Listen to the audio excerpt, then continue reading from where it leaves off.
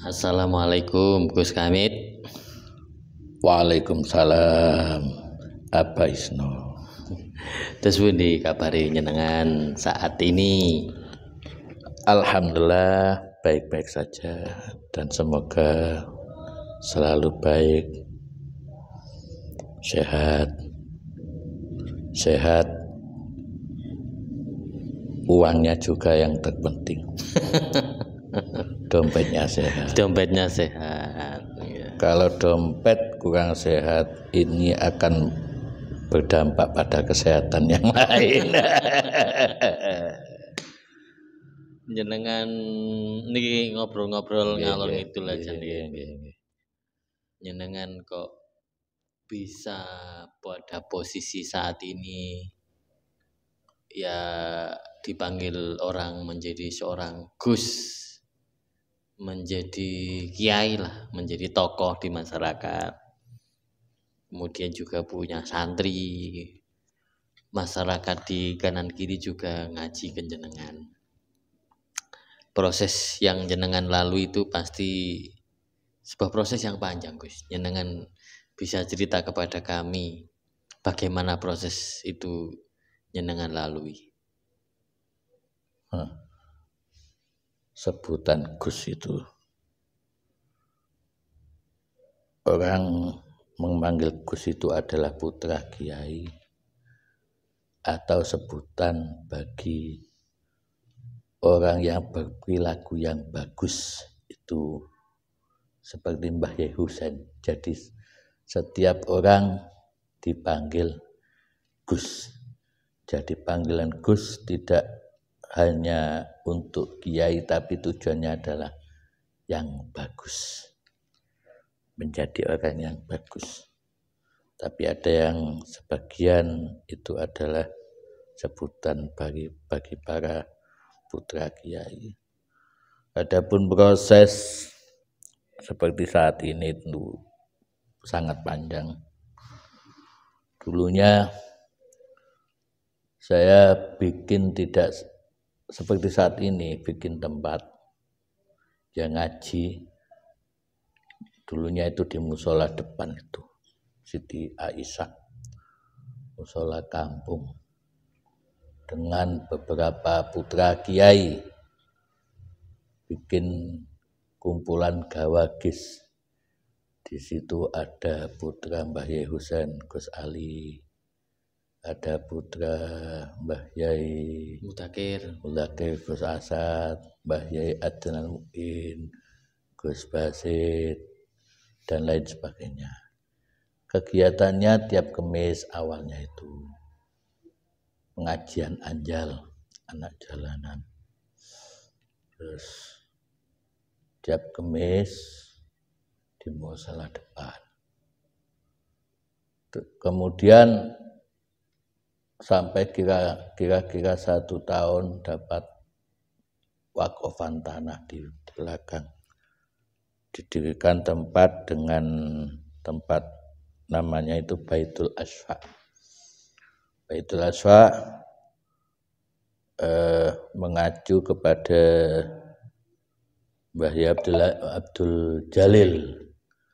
Di situ ada puasa Asfa. Jadi istilahnya itu gampangnya rumah penyembuhan. Asfa niku kan nggih. Asfa, ya.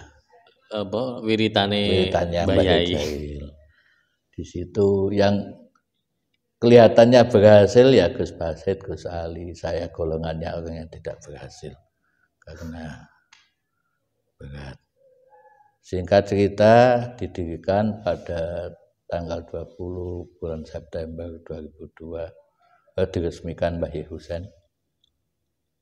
Pada waktu itu hari Jumat kalau nggak salah. Kota itu hujan, lampu mati. Mbah Yai Husain rawuh di tempat itu. Beliau mendika, yo ngene iki gubuk lampune oblik, dan nek lampune merkuri ya iku gedhong.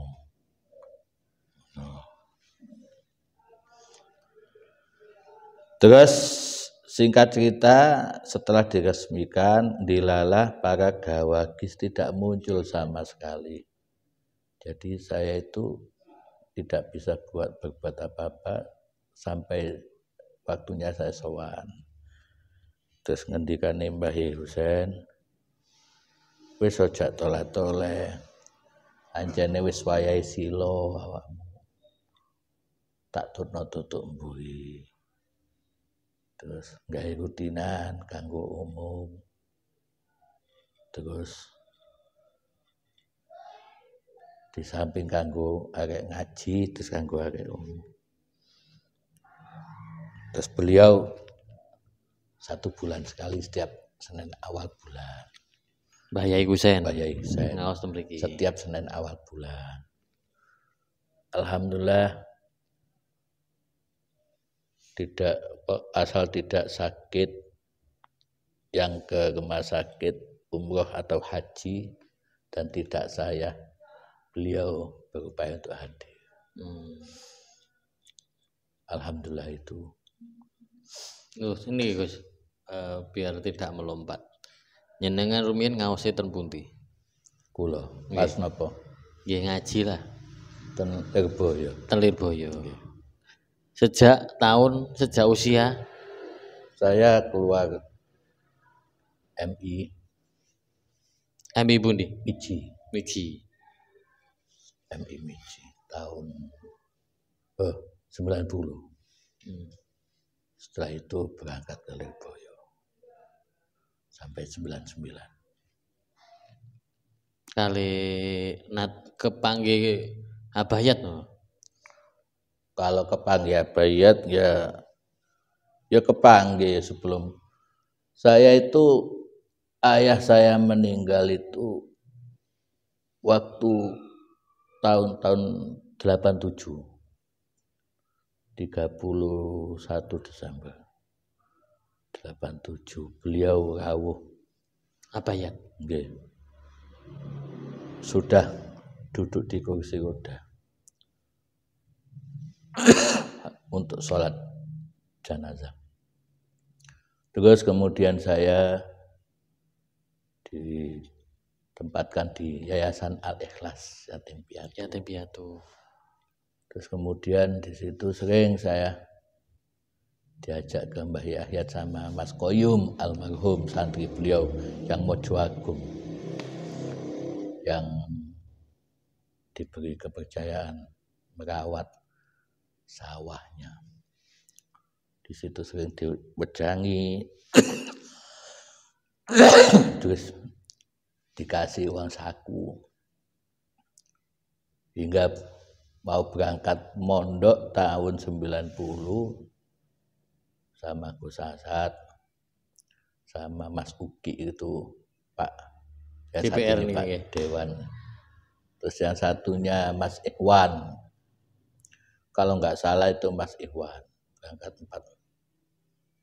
Beliau itu ya di Gudaan itu sebelah utaranya masjid. Beliau itu menangisnya Mbah Yai Ahyat itu bunga. Isi ono arek kota gelem mondok. Isi ono. Artinya pada tahun itu beliau ngendika ngoten. Isi ono arek kota gelem mondok. Itu terus berdoa. Terus dari beliau terus ke Mbah Yai Bu Amin Suko Gang 1, dimintai doa oleh Mbah Yai Mulake ke denanya,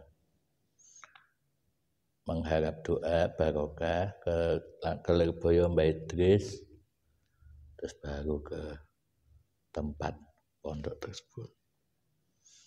Mondoknya berapa tahun ya dengan di sana? Ya 99. Saya itu dengan Gus Rozak bin Kiai Soleh. Di situ ada Gus Jabar, itu teman saya. Gus Jabar tambak beras. Terus Lirboyo sendiri itu Cak Madin dan yang lainnya gitu. Selesai mondok langsung balik ke sini, nggih. Ya balik. Terus wow ceritanya, terus Enggak langsung, terus kumpulan sama Gawagis nih kok nggih. Enggak langsung, enggak ya proses gitu. Kumpulnya kan ya ketemu Gus itu, terus akhirnya punya ide itu. Punya ide Gus Basit dan yang lainnya. Jenengan itu kan domisilinya di kota, tapi jenengan kiprahnya di kabupaten. Ceritanya ini bagaimana? Ini saya sendiri juga bingung. Yang jelas itu awalnya saya itu diajak oleh Mbah Yai Muthaharun ngaji ahatan. Awalnya ngaji ahatan. Terus di situ ketemu dengan Ati, Jamsuri dan yang lainnya. Ahatan. Dari awal itu terus ngaji ahatan. Itu. Sampai dipercaya membaca kitab juga. Ya gitu.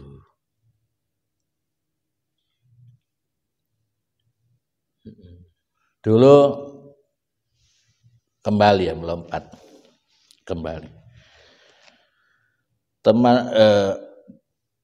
Supaya tidak timbul pertanyaan, awalnya pondok kan Baitul Asfa. Okay. Saat ini Hidayatul Muqtadiin. Baitul Asfa itu anak yang menjadi tujuan utama itu sudah enggak ada. Dalam arti sudah berkiprah dan tidak seperti sebelumnya. Gampangnya itu sudah sembuh gitu. Terus akhirnya lagi pula untuk ke Tulungagung sudah nggak ada jalan, kan biasanya dengan Gus Ali, dengan yang lainnya. Terus akhirnya saya sowan ke Lirboyo, dinamakan Hidayatul Muqtadiin. Perlu diketahui pertama kali mendapatkan wakofan itu sebelum didirikan gubuk. Itu tidak langsung diterima, tapi sowan ke para kiai. Bayi Hafid, Bayi Idris Lirboyo, jawabannya ya bismillah tawakkaltu 'ala Allah. Hingga sampai saat ini lah.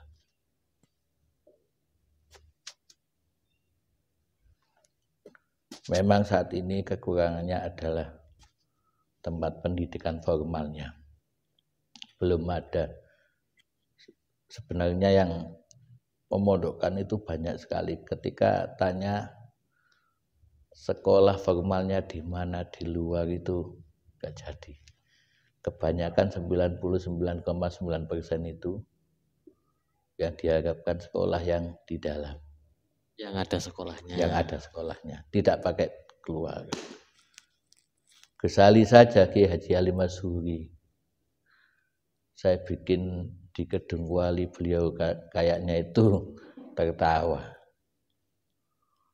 Abdul Hamid gawe kok nggih Kedung Wali. Kae sok berkembang Abdul Hamid. Gawe ku nggih Bangsal. Ombo. Gawe ku kudu ana sekolahane.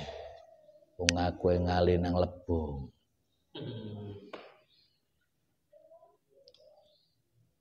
Gitu.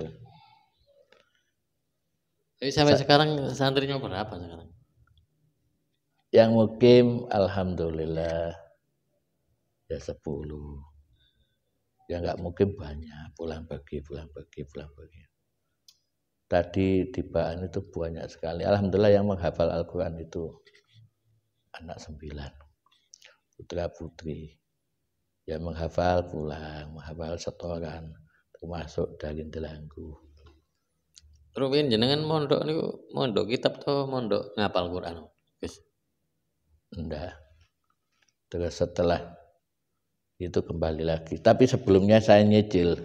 Tapi di Lubero kan banyak hafalan, jadi segala sesuatu pelajaran dihafalkan. Terus akhirnya nggak bisa kitab dengan menghafalkan Quran itu pasti salah, ada yang kalah lah. Iya, pasti ada yang kalah. Gampangannya pelajaran kecil sampai besar itu selalu dihafalkan. Jadi saya dulukan yang kitabnya, setelah itu Quran. Jadi saya itu saat ini punya rencana itu tabarukan kepada beliau Mbah Yai Hafid.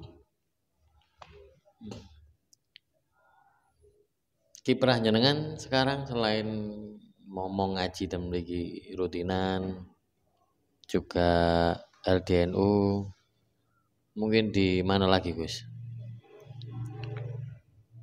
Kiprah ngaji ya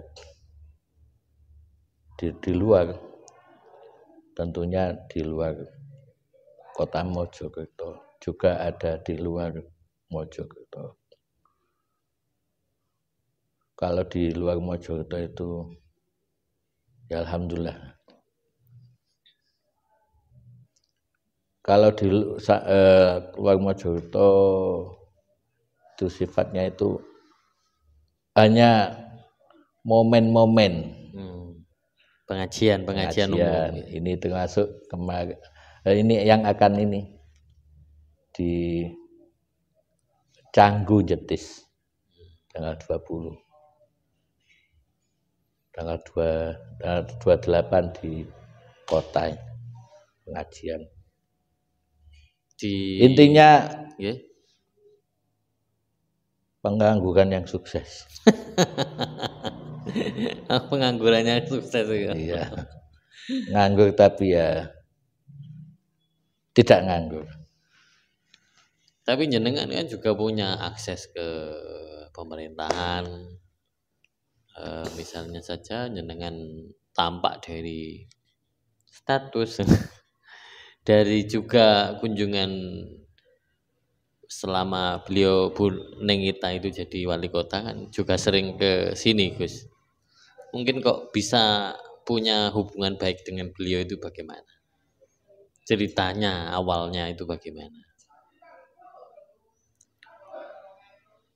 Ceritanya saya kan mulai awal itu ya beliau itu ya teman. Terus saya dukung mulai pertama itu. Saya dukung. Awalnya itu teman hanya biasa saja, tapi saat ini ya lebih dekat lagi. Dalam arti tidak hanya dalam hal pemerintahan, tapi dalam hal keagamaan. Atau beliaunya sering konsultasi gitu Gus? Oke. Ya biasa aja.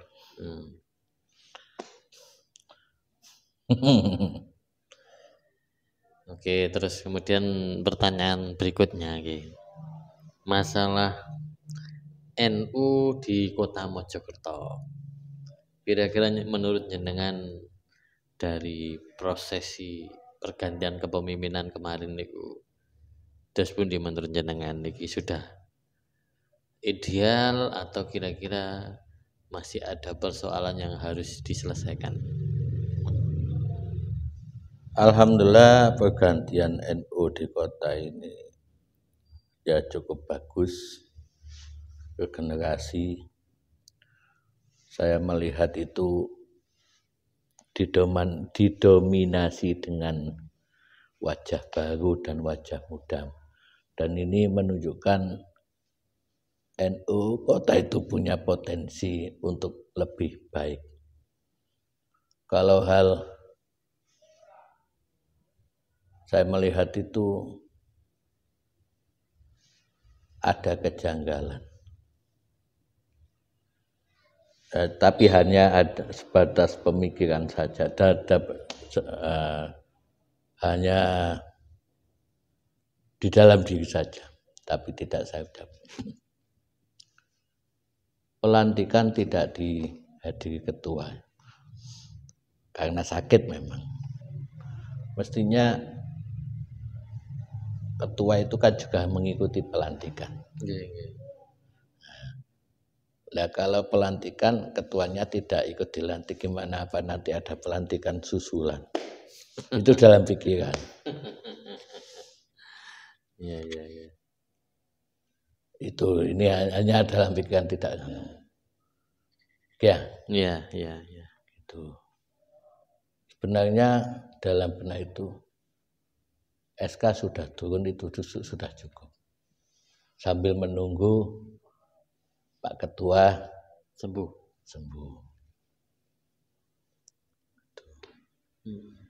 Tapi itu hanya sebatas pikiran saja.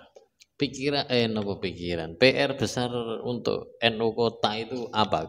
Menurut jenengan lah. Yang perlu diselesaikan. Yang jelas menata administrasinya,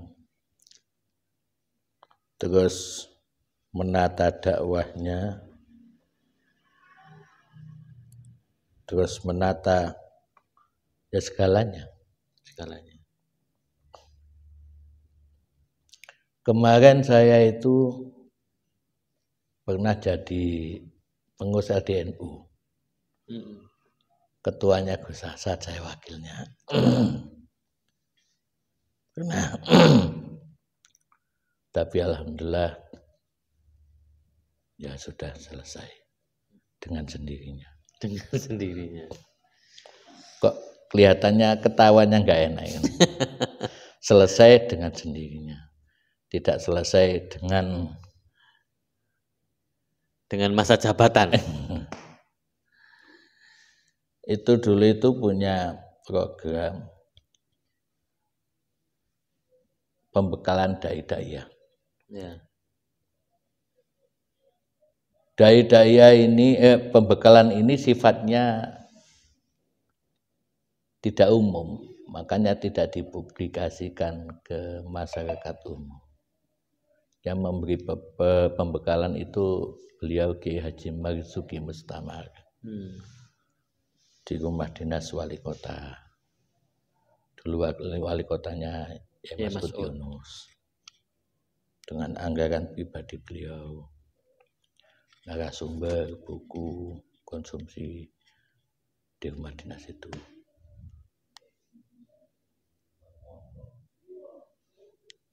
Kegiatannya tiap 1 bulan sekali. Tujuannya dai-dai itu setelah mendapatkan pembekalan dari Kiai Marzuki dan pegangan buku dari beliau, setelah dapat sertifikat dari pembekalan itu layak untuk berdakwah di masyarakat. Dan nanti ada kelanjutan. Dari peserta itu akan dimasukkan ke pendidikan sekolahan ketika waktu pondok Ramadan itu. Itu dalam rangka apa? Dalam rangka pembentengan paham yang ya itu loh, yang radikal itu. Tapi alhamdulillah sertifikatnya sudah ada, sudah jadi. Sampai saat ini belum dibagikan karena kami sudah selesai dengan sendirinya. Otomatis tidak ada kesempatan untuk membagikan. Pertanyaan terakhir, Gus, menurut jenengan. Ini terserah menurut jenengan kok. Ini menarik ini peta politik Kota Mojokerto, karena kader-kadernya juga kader NU. Ada Pak Junaid juga aktivis IPENU kan dulunya ya. Terus kemudian Nengita juga muslimat ya. Muslimat kalau tidak fatayat ya. Muslimat. Okay. Ketua muslimat. Jenengan nyikapinya bagaimana? Misalnya umat ini kan yo rata-rata warga kota itu kan yo NU, terus ketika milih podo NU nih terus bundi. Disikapi dengan baik. Berarti ini menunjukkan kaderisasi di NU itu membuahkan hasil yang baik. Dengan muncul calon pemimpin-pemimpin yang baik. Dan nanti akan dipilih masyarakat. Tentunya yang dipilih masyarakat itu adalah yang paling terbaik. Gitu. Oke. Ngoten mawon nggih. Monggo kepini.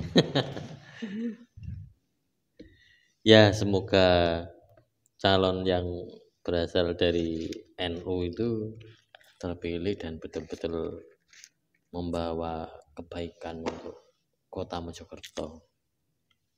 Oke. Jadi ini yang jelas bukan calon dari NU. Kalau dari NU berarti NU-nya yang mencalonkan. Ini perlu diluruskan kata-katanya. Oknum yang memang NU. Ini jangan sampai punya asumsi itu NU yang mencalonkan. NU itu adalah organisasi ubudiyah, dan untuk masalah politik kan ada partainya sendiri. Jadi calon kader NU yang jadi calon, bukan calon dari NU. Apa dua-duanya sudah minta restu nyenengan? Ya didoakan. Ya didoakan semuanya. Pak Junet itu Mas Junet, Gus Junet teman dulu di IPENU. Dulu masih di AKLI organisasi AKLI. Beliau masih AKLI, belum jadi dewan kalau AKLI masih AKLI mungkin. Beda IPENU kan masih AKLI. Terus juga pernah ikut iring-iring saya menikah. Gus Junet, Gus Asad, Gus Uki. Terus calon wakil juga ya baik sekali dengan saya. Intinya semuanya adalah baik, teman baik, calon pemimpin yang baik, dan nanti dipilih tentunya yang terbaik. Amin. Ya, itu mawon nggih. Nggih, terima kasih atas perbincangan yang sangat menarik dan memberi kita pencerahan terkait dengan sejarah jenengan, sejarah perjuangan di sini mendirikan pesantren, mendirikan dakwah Islam di Kedung Kuali. Kedung Kuali. Bukan gedung. Ya, Kedung itu tempat yang istilahnya itu dataran yang rendah. Gampangannya udan dilup banjir lah. Kedung. Kok Kuali nggih? Proso kula Kedung Kuali. Kedung Kuali. Itu tempatnya mancing-mancing ya di belakang itu. Rawa itu. Makanya di situ sebelum saya dirikan itu nguruke lemah itu banyak sekali. Masuknya geledek. Kan memang Kota Mojokerto dulunya itu rawa. Termasuk di sini. Bang, ini saja ini rumah ini ada yang mengatakan seumur Masjid Agung Al-Fatah, katanya ada yang bilang gitu. Ini dulu itu paling tinggi. Paling tinggi, enggak ada rumah yang paling tinggi kecuali sini. Bang, Soko Bedah itu orang itu ngungsi di sini, ngungsi di sini. Karena ya peninggian Ini kok rumahnya jenengan itu kok mirip zaman Belanda itu memang bukan rumah jenengan, ini rumah bersama. Rumah bersama. Rumah bersama. Loh, apa bapaknya jenengan itu dulu pejabat napa terus ini kan tidak, orang dulu tidak, kalau punya rumah tembok itu pasti orang yang terpandang. Pemiliknya adalah Abah Haji Abdurrahman. Fotonya ada di dalam. Itu orang kaya. Kendaraannya bendi. Bendi apa bendi? Dokar. Terus punya toko usaha itu di sana dan banyak sekali. Istrinya itu orang Surabaya. Foto putih itu. Foto putih, depannya ampel. Iya. Katanya ya masih keluarga situ. Tapi ya Kepaten Obo. Namanya Ibu Hajah Siti Aisyah. Yang kaya itu adalah yang Haji Abdurrahman. Itu buyut atau mbah? Buyut. Ya. Ini generasi yang kesekian kali yang menempati rumah ini. Jadi bapak saya itu bukan pemilik pertama, bukan. Pengusaha lah berarti ini. Ya? Belum ada sentuhan perubahan, yang ada ya cuman itu peninggian depan dan belakang. Ininya memang masih yang masih awal itu semuanya. Oke, matur nuwun Gus atas perbincangan hangat ini. Semoga membawa pencerahan bagi subscriber saya di akun saya ini. Matur nuwun. Assalamualaikum warahmatullahi wabarakatuh. Waalaikumsalam.